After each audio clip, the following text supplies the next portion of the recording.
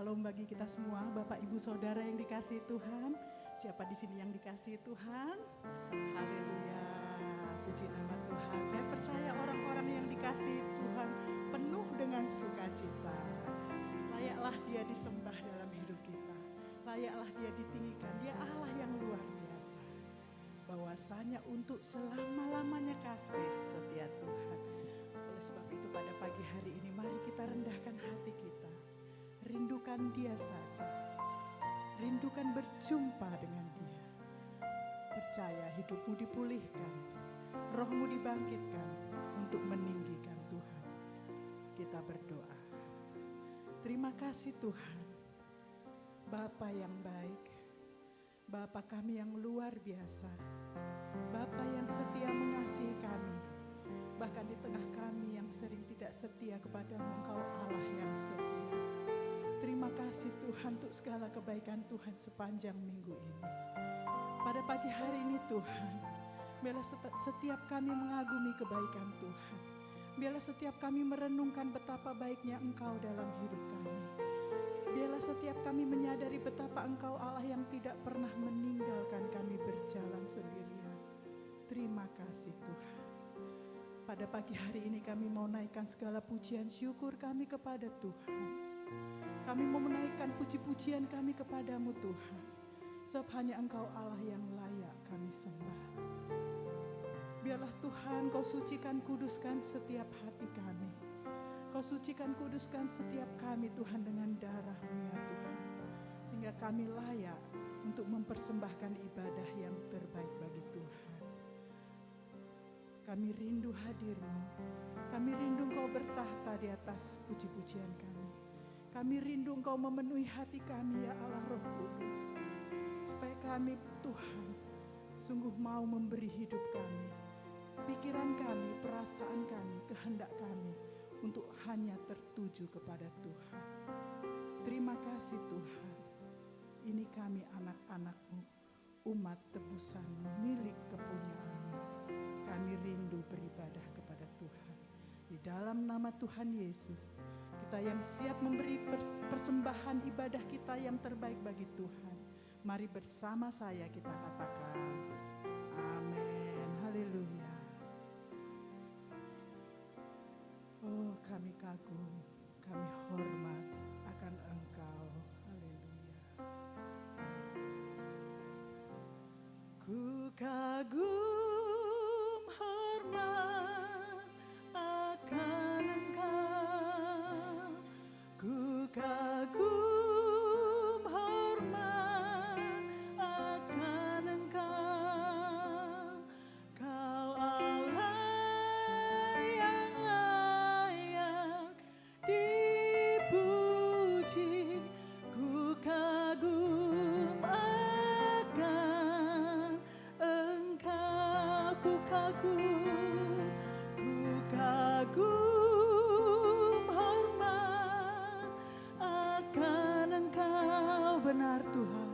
Ku kagum hormat akan Engkau, hanya Engkau yang layak. Kau Allah yang layak dipuji. Ku kagum akan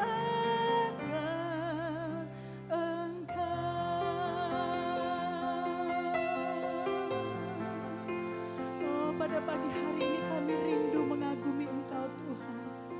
Betapa Engkau Allah kami yang luar biasa. Tidak ada Allah yang seperti Engkau. Haleluya. Kau sungguh indah tiada taranya. Kau sungguh indah tiada taranya. Sungguh menakjubkan. Sungguh ajaib untuk dimengerti. Lebih dari semua yang ada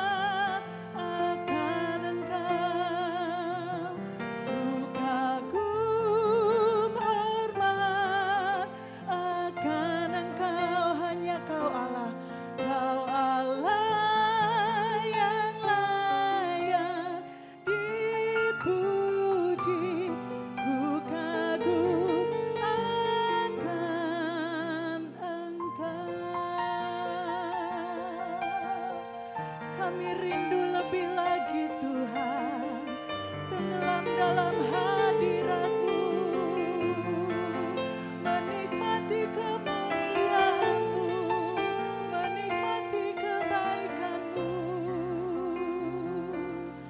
Kau sungguh indah tiada taranya, sungguh menakjubkan, sungguh ajaib tuh dimengerti, lebih dari semua yang ada. Hikmat-Mu tiada terselami, kasih-Mu dalam tak terduga. Kau sungguh indah tiada taranya, Engkau mulia, mulia dan berkuasa. Mari kagumi Dia. Ku kagum hormat akan Engkau, ku kagum hormat akan Engkau. Kau Allah yang layak dipuji, ku kagum akan Engkau. Kami kagum, kami hormat akan Engkau Tuhan. Kami kagum, kami hormat. Oh haleluya. Hanya Engkau Allah yang layak kami tinggikan. Kau Allah yang layak dipuji, ku kagum akan Engkau. Mari sembah Dia, katakan ku kagum hormat akan Engkau. Hanya Engkau saja yang kami tinggikan di tempat ini Tuhan. Hanya Engkau yang kami tinggikan, hanya Kau yang layak. Kau Allah yang layak dipuji, ku kagum akan Engkau, ku kagum akan Engkau. Engkau mengagumkan Tuhan, ku kagum akan Engkau. Haleluya, haleluya. Tepuk tangan yang terbaik bagi Tuhan Allah kita. Dia Allah yang dahsyat. Tidak ada Allah yang seperti Engkau ya Tuhan. Tidak ada Allah yang seperti Engkau. Tidak ada Allah yang seperti Engkau. Allah kami luar biasa. Haleluya. Haleluya. Engkau saja yang kami tinggikan.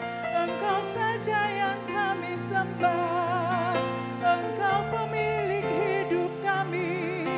Haleluya.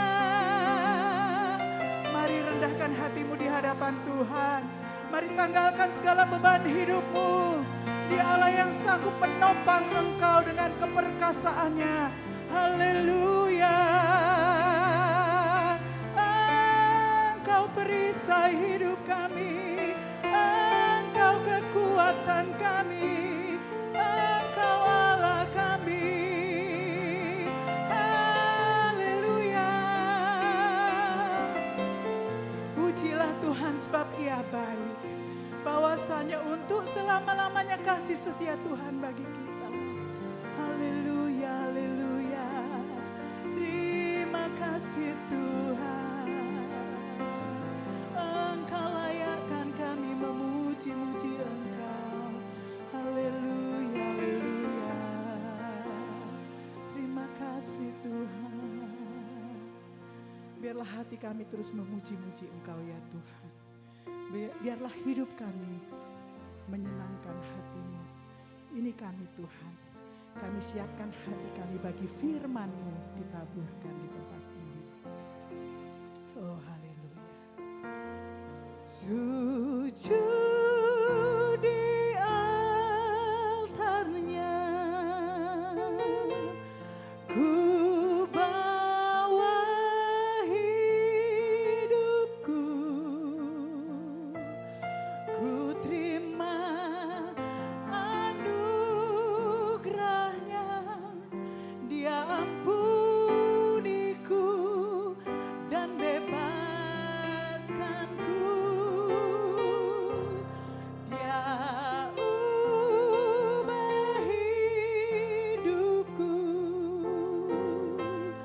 baharui hatiku. Dengan iman katakan, sesuatu terjadi saat datang di altarnya. Haleluya. Bila hati terasa berat, tak seorang pun mengerti bebanku. Ku tanya Yesus, apa yang harus ku buat? Percaya pada firman-Nya. Dia berfirman, mari datanglah. Dia selalu pedulikan aku. Ku datang Yesus, Dia pikul segala bebanku. Sujud di altarnya, ku bawa hidupku, ku terima anugerahnya, Dia ampuniku dan bebaskanku. Mari beri diri diubah oleh Tuhan. Dia ubah hidupku, baharui hatiku. Sesuatu terjadi saat datang di altarnya. Sujud di altarnya. Mari rendahkan hati di hadapan Tuhan dan bangkit berdiri. Sujud di altarnya, ku bawa hidupku, ku terima anugerahnya, Dia ampuniku dan bebaskanku. Dia ubah hidupku, Amin. baharui hatiku. Sesuatu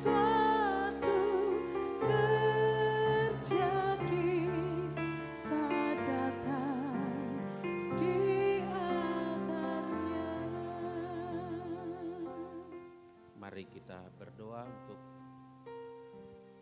menyiapkan hati kita mendengarkan firman Tuhan. Terima kasih Tuhan untuk hadirat-Mu. Kami merasakan kebaikan-Mu. Di tengah-tengah ibadah kami Engkau ada.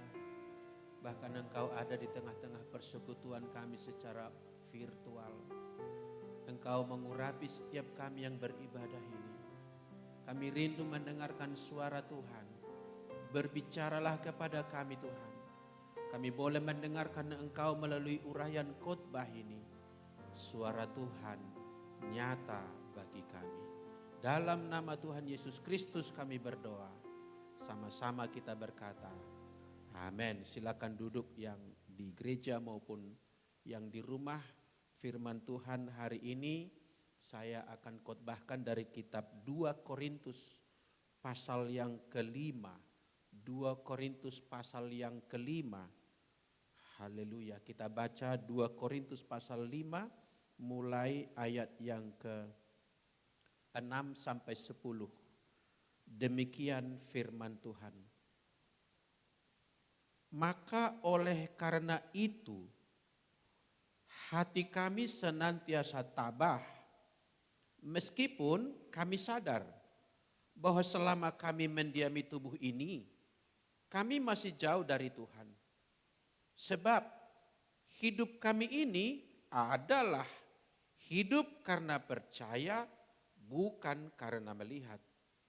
Tetapi hati kami tabah, dan terlebih suka kami beralih dari tubuh ini untuk menetap pada Tuhan. Sebab itu juga kami berusaha, baik kami diam di dalam tubuh ini maupun kami diam di luarnya, supaya kami berkenan kepadanya. Sebab kita semua harus menghadap tahta pengadilan Kristus, supaya setiap orang memperoleh apa yang patut diterimanya, sesuai dengan yang dilakukannya dalam hidupnya ini, baik ataupun jahat. Di sana kita akhiri pembacaan ini. Diberkatilah kita yang mendengarkan sabda Tuhan. Katakan amin. Kita lihat dulu judul khotbah ini. Saya berikan judul Beyond Hope, Beyond Death. Hope itu pengharapan, beyond itu melampaui atau dibalik. Death itu kematian. Saudaraku, banyak ajaran di dunia ini yang memposisikan kematian itu sesuatu yang mengerikan. Sesuatu yang menakutkan. Sesuatu yang, wah kalau seseorang meninggal seolah-olah wah ini kesedihan yang luar biasa. Selain itu ada lagi orang mengajarkan ajaran-ajaran sesudah nanti kita akan begini.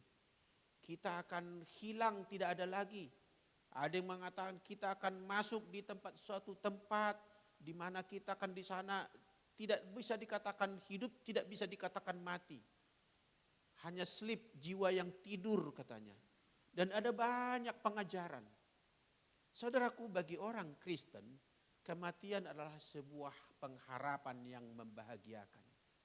Kematian bukan sesuatu yang menakutkan. Rasul Paulus sendiri berkata, hidup bagiku adalah Kristus. Lalu dikatakan, mati adalah keuntungan. Lalu berharga di mata Tuhan. Kematian orang yang dikasihinya, kata kitab Mazmur. Soalnya ada banyak Alkitab menggambarkan kematian itulah sebuah hal yang menyenangkan. Sebuah hal yang dirindukan. Bahkan sampai-sampai orang beriman bernama Abraham mengharapkan tanah air surgawi itu. Sampai-sampai diam dia di tanah kanan seolah-olah dia pendatang dan penumpang yang sementara. Kenapa? Karena matanya tertuju kepada kehidupan yang akan datang itu. Kehidupan yang akan datang itu jauh lebih baik. Ini kalau konsep iman Kristen daripada yang sekarang. Tapi nanti kalau tidak sesuai dengan iman, kehidupan yang akan datang lebih buruk daripada kehidupan yang sekarang. Saudaraku, kita gumulkan dulu tulisan Paulus ini. Kita lihat slide berikut ini. Di sini selalu Paulus di ayat yang ke-7, di ayat 9, di ayat 10 selalu didahului dengan sebab itu katanya.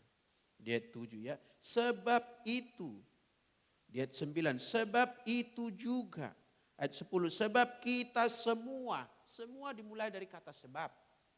Juga ayat 6, nadanya sama, kalimatnya berbeda. Di ayat 6 dikatakan, maka oleh karena itu. Sama nadanya. Berarti bisa kita simpulkan semuanya itu ada yang menyebabkannya. Sebab apa? Karena apa saudaraku? Itu kita akan baca ayat 1 sampai 5. Saya bacakan slide berikut. Kita baca. Inilah yang menjadi penyebabnya. Ya, ayat 1 sampai 5. Karena kami tahu, perhatikan.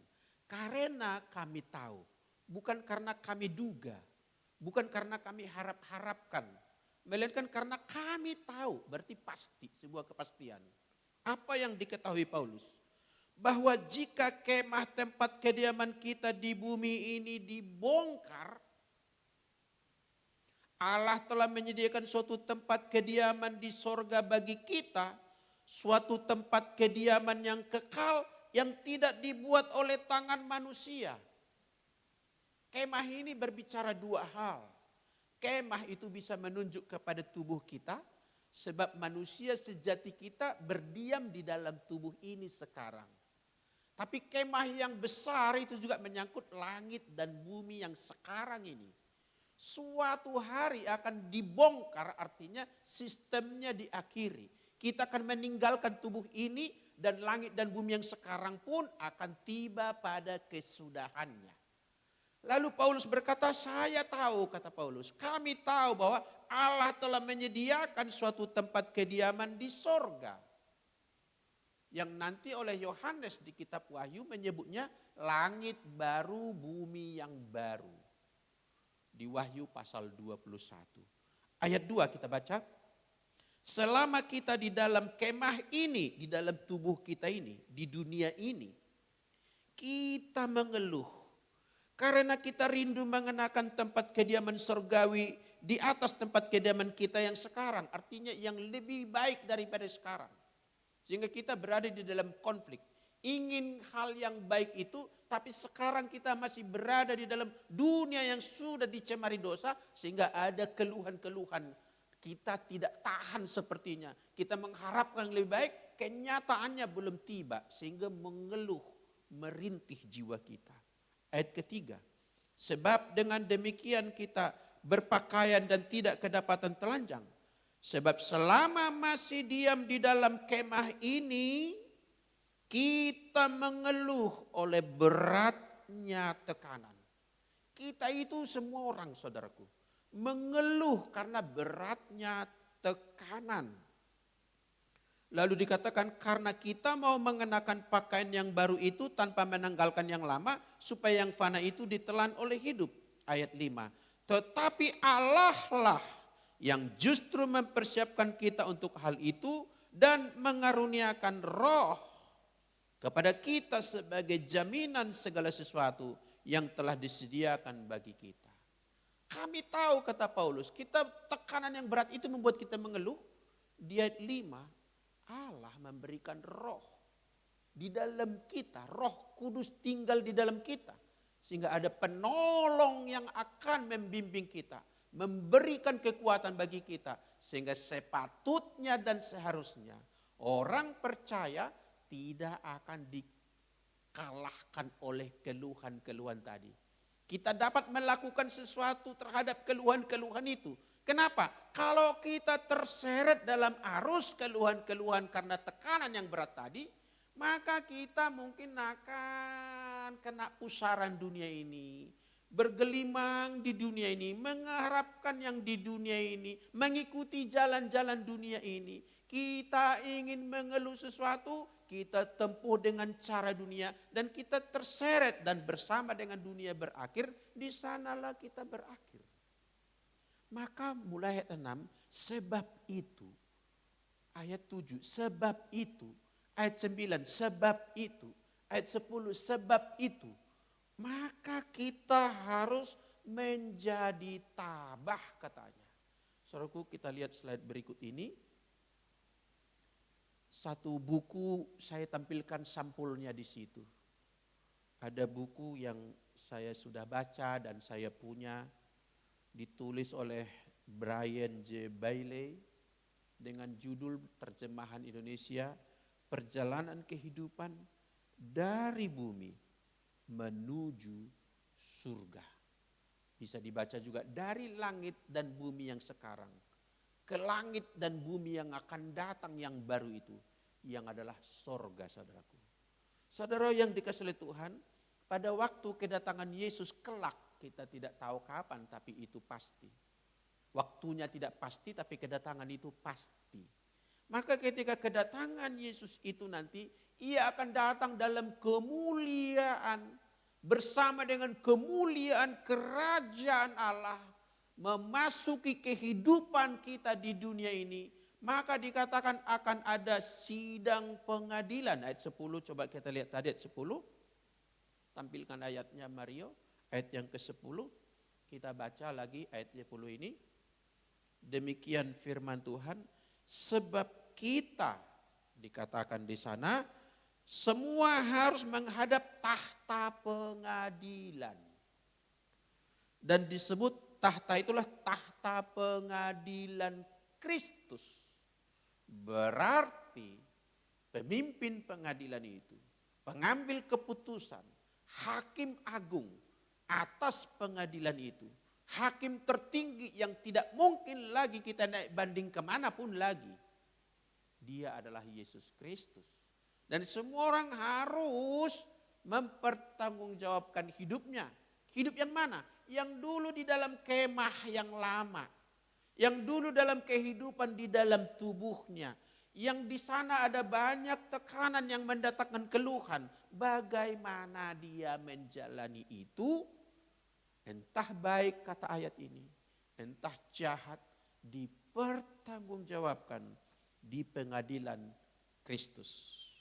Kita lihat slide berikut setelah gambar buku tadi. Saudaraku, ini sebelum menghadap tahta pengadilan. Kalau sudah menghadap, enggak ada lagi gunanya percakapan dan pengajaran ini saya sampaikan. Justru pengajaran ini disampaikan mempersiapkan setiap kita menuju kelak akan ada pengadilan tahta Kristus. Kalau sudah di hadapannya enggak ada lagi gunanya pengajaran. Sudah keadaan final. Maka sebelum ke sana bagaimanakah kita? Menurut Paulus tadi ialah sadarilah tekanan yang kita hadapi berguna untuk membentuk manusia sejati kita yang tinggal di dalam kemah tubuh ini.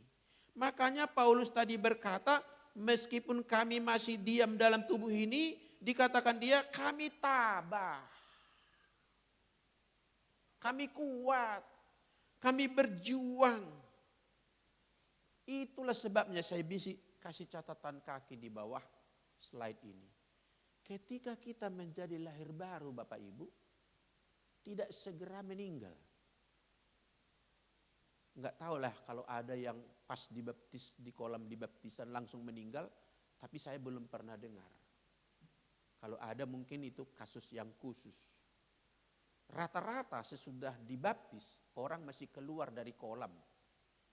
Atau yang menerapkan baptisan siram atau percik, ya masih hidup setelah itu gitu loh.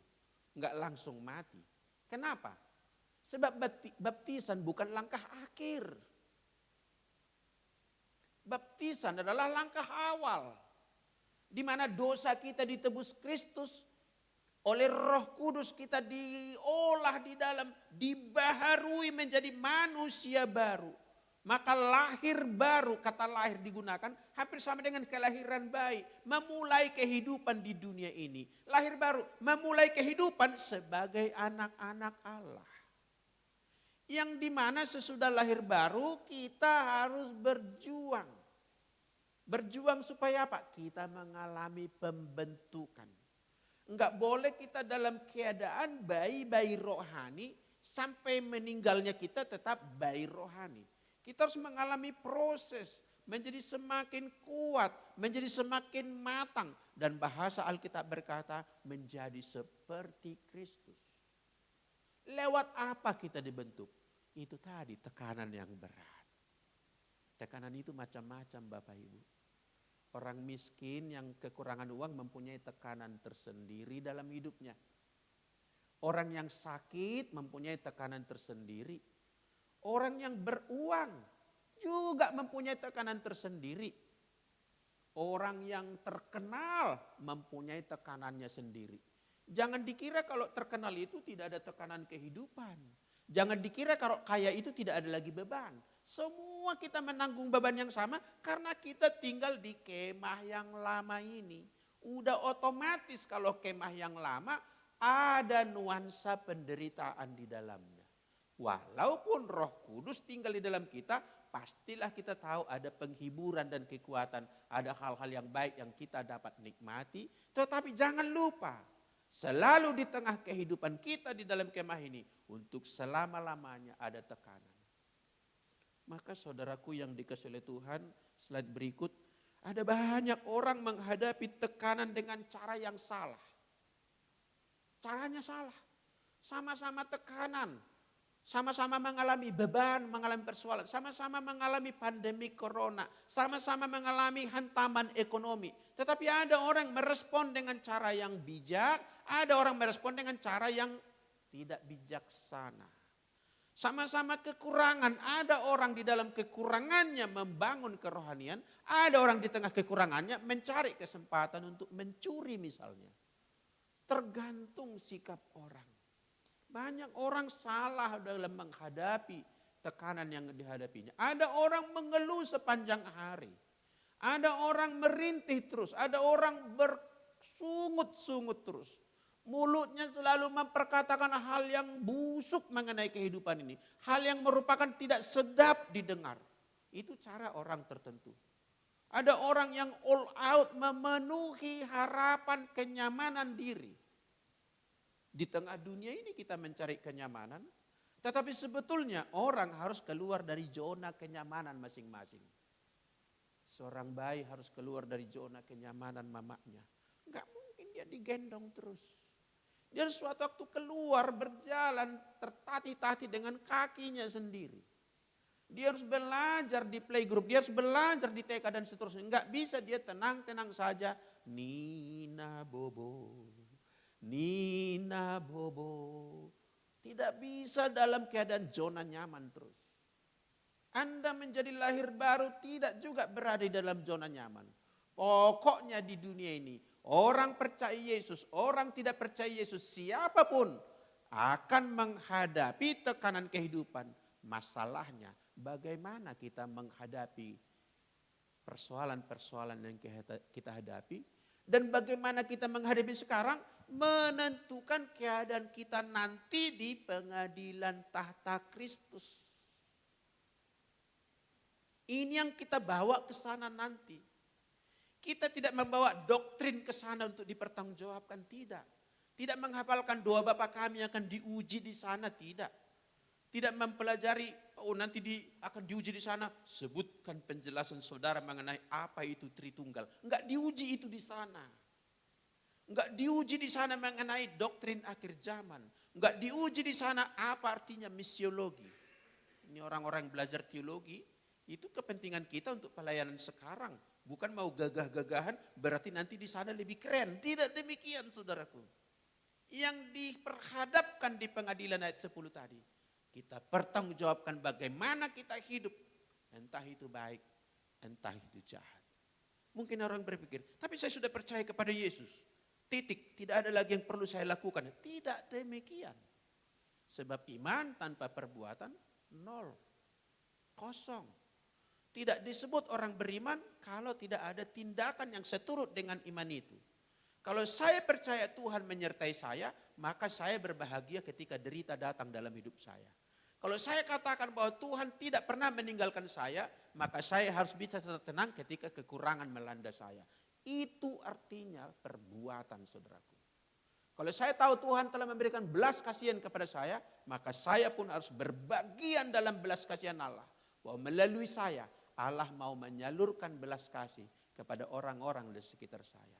Saudaraku, cara kita menjalani kehidupan kita, itu akan menentukan kehidupan kita masa yang akan datang. Slide berikut kita lihat, ini perlu kita dalami. Apa artinya tabah tadi? Ada 2 kali kata tabah digunakan di sini ya. Ada 2 kali kata tabah di ayat 6 sampai ayat yang ke-10 tadi.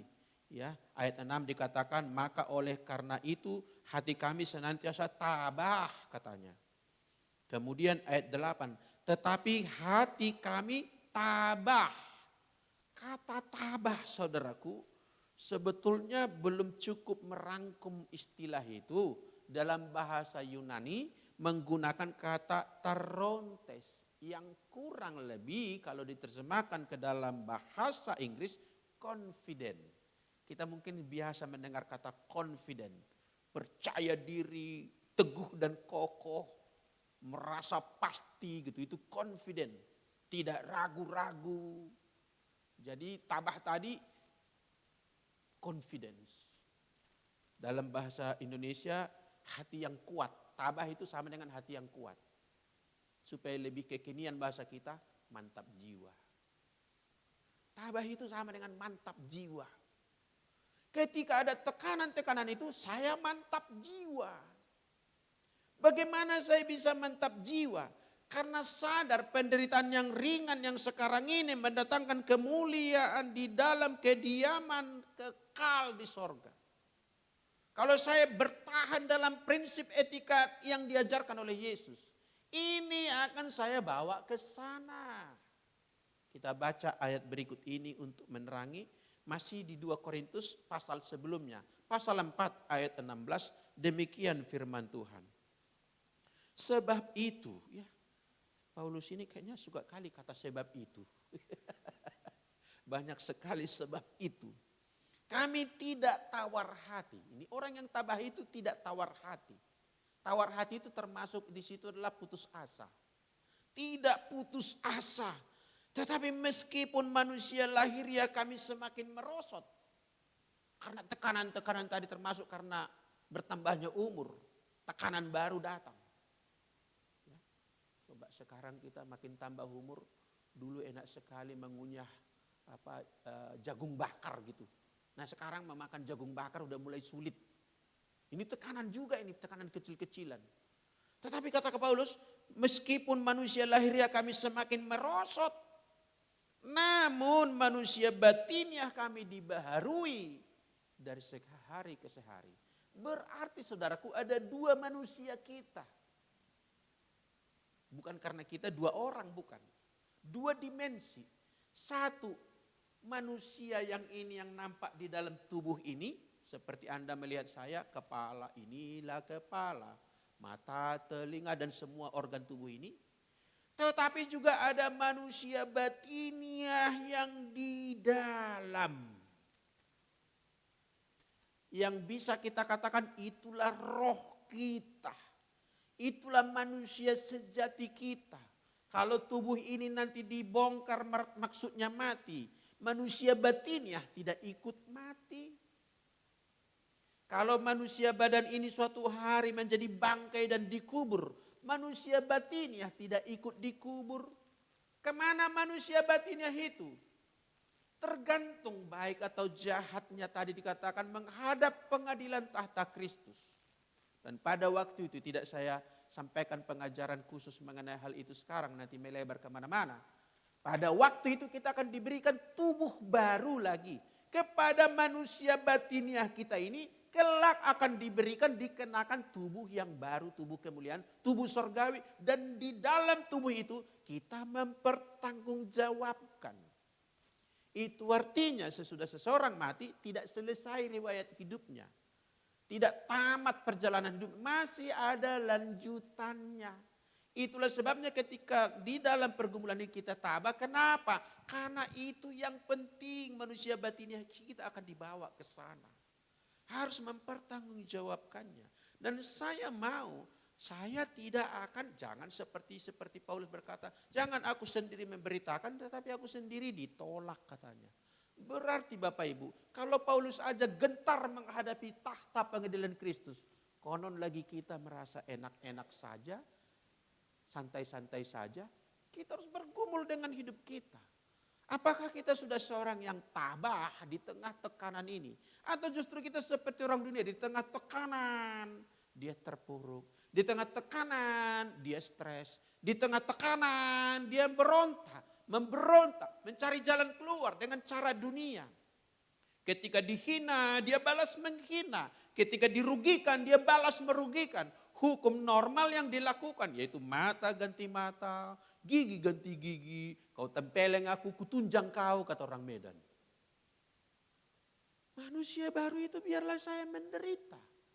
Biarlah saya dihinakan. Biarlah saya diejek. Tetapi saya kenakan manusia baru ini.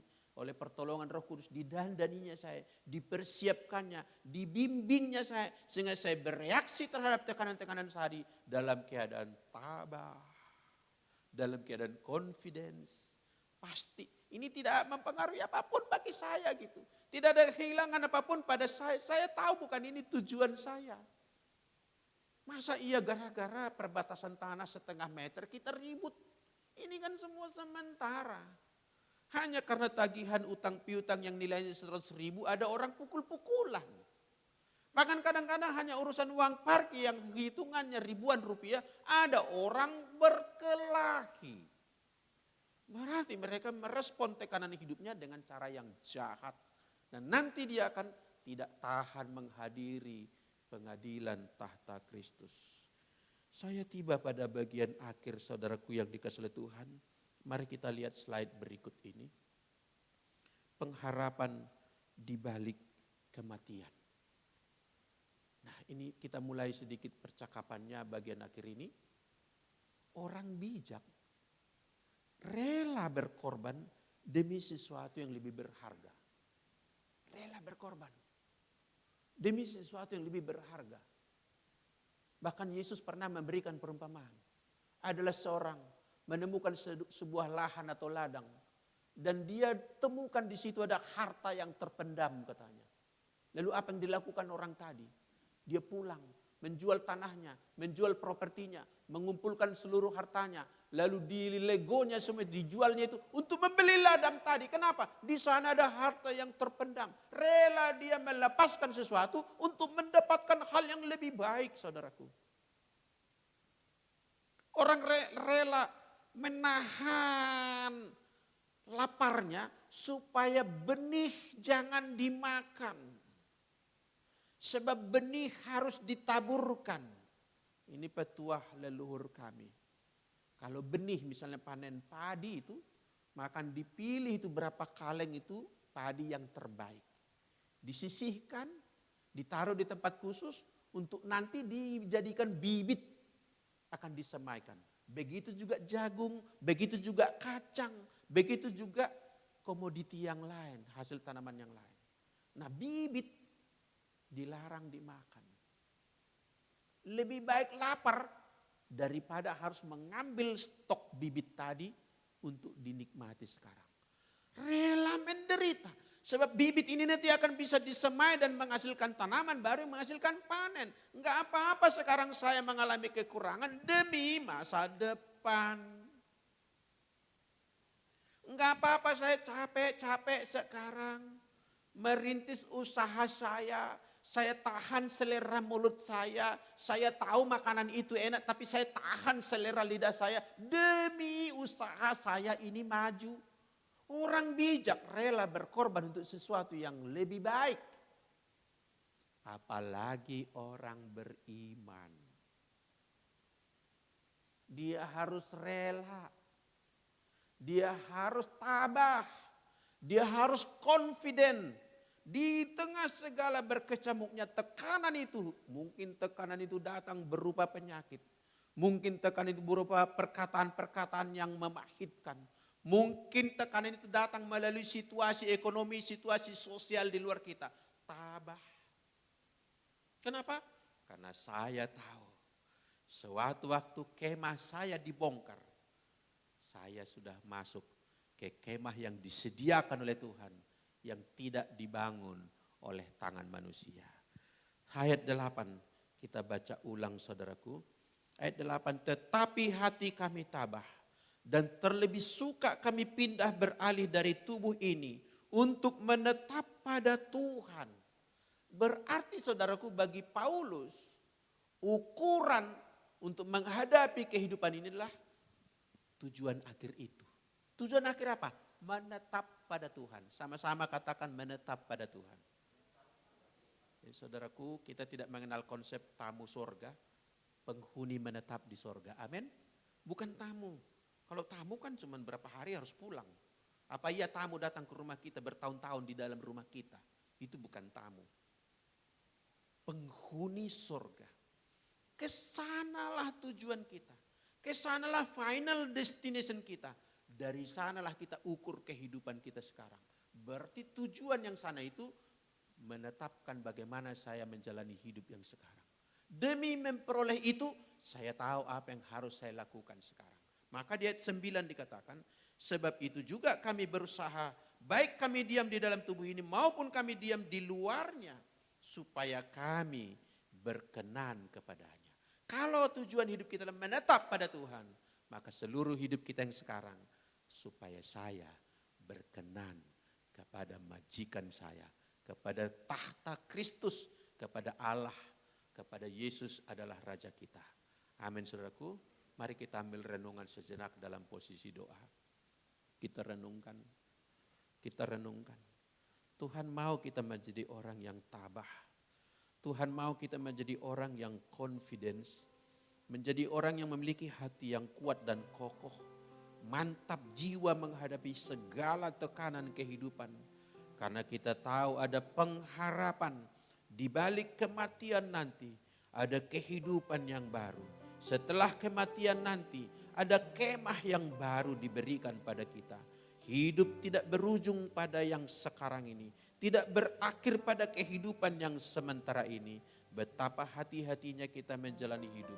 Karena semuanya kita akan menghadap tahta pengadilan Kristus. Bagi orang yang beriman, bagi orang yang mempunyai pilihan-pilihan yang benar dalam hidupnya, maka pengadilan Kristus bukanlah sesuatu yang menakutkan, melainkan momen kebahagiaan, karena kita akan merindukan ucapan dikatakannya kepada kita, baik hambaku yang baik dan setia, marilah masuk dalam kediaman Bapamu yang kekal. Terima kasih Tuhan, terima kasih. Kami bersyukur buat firman-Mu. Kami mohon bimbingan-Mu, kami mohon pengajaran-Mu, kami mohon penyertaan-Mu. Agar dalam segala tekanan kehidupan dan beban yang ada, kami menjadi seorang yang tabah menjalaninya. Karena kami merindukan pembaharuan diri kami lebih penting, karena itu akan kami bawa ke dalam kekekalan. Bagi Tuhanlah segala pujian, segala hormat. Di dalam nama anaknya Yesus Kristus kami telah berdoa. Sama-sama kita katakan, amin. Puji nama Tuhan. Haleluya, terpujilah Allah yang sudah berfirman bagi kita. Mari kita menjadi pelaku-pelaku firman Tuhan. Biarlah hidup kita menyenangkan hati Tuhan. Roh Kudus beserta kita.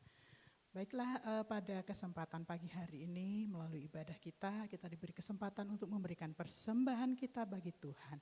Sebab firman Tuhan berkata, berilah kepada Tuhan kemuliaan namanya, bawalah persembahan dan masuklah ke dalam pelatarannya. Mari kita beri yang terbaik bagi Tuhan, sebab Tuhan sudah beri yang terbaik bagi kita terlebih dahulu. Tuhan Yesus memberkati, mari kita berdoa. Terima kasih Tuhan, kami sudah mendengar firman-Mu.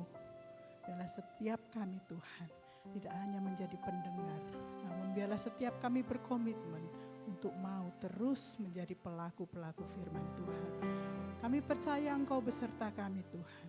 Kami percaya Engkau sumber kekuatan bagi kami. Kami percaya Engkau sumber pertolongan bagi kami. Sehingga kami boleh tabah dan percaya diri dalam menghadapi tantangan hidup ini. Terima kasih Tuhan untuk firman-Mu. Kami percaya Engkau menolong kami. Sebentar kami akan memberikan persembahan kami bagi Tuhan. Bila setiap kami mengingat betapa baiknya Engkau Tuhan bagi kami. Bahkan nyawa-Mu dicurahkan bagi penebusan dosa kami.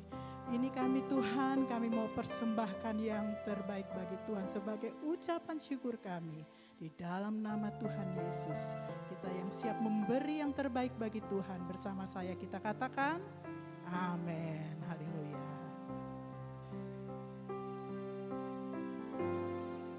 Ku naikkan syukurku buat hari yang Kau beri, tak habis-habisnya kasih dan rahmat-Mu.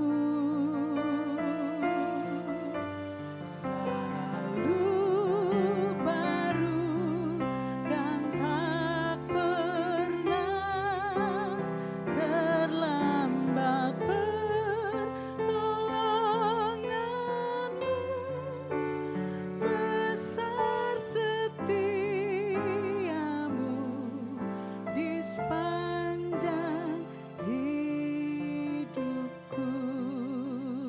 Tuhan Yesus memberkati kita. Haleluya.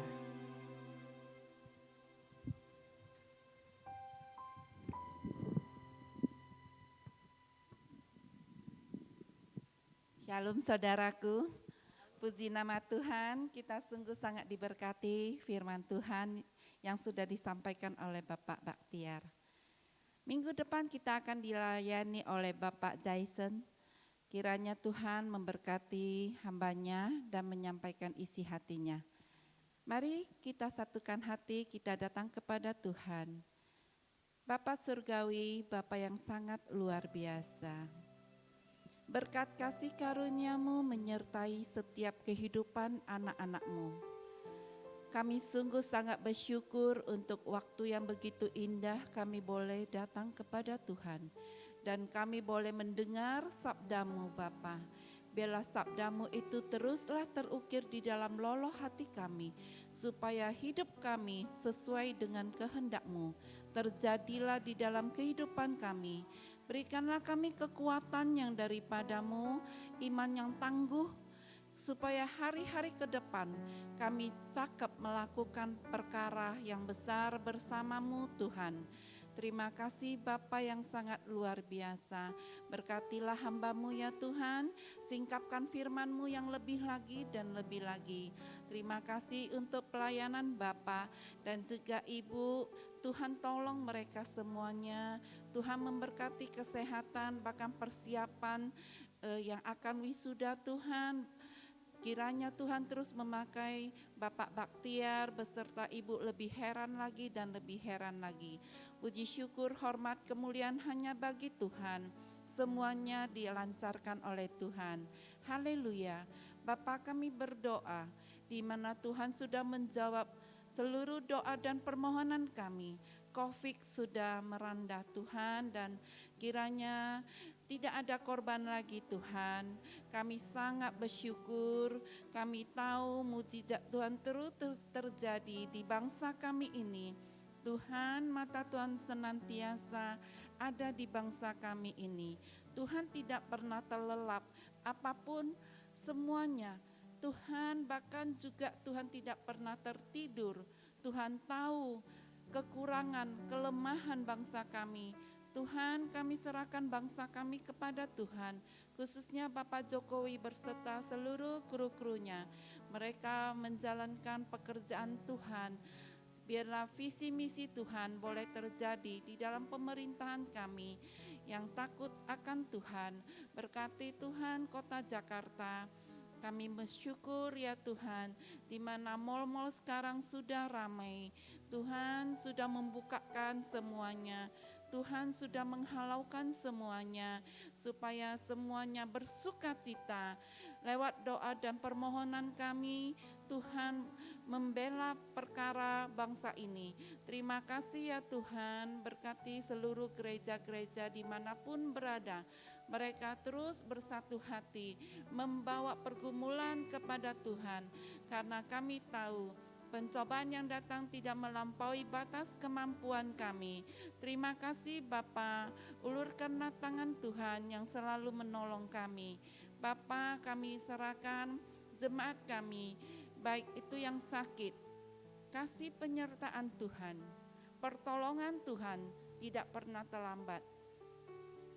Kesembuhan, pemulihan terjadi senantiasa Tuhan.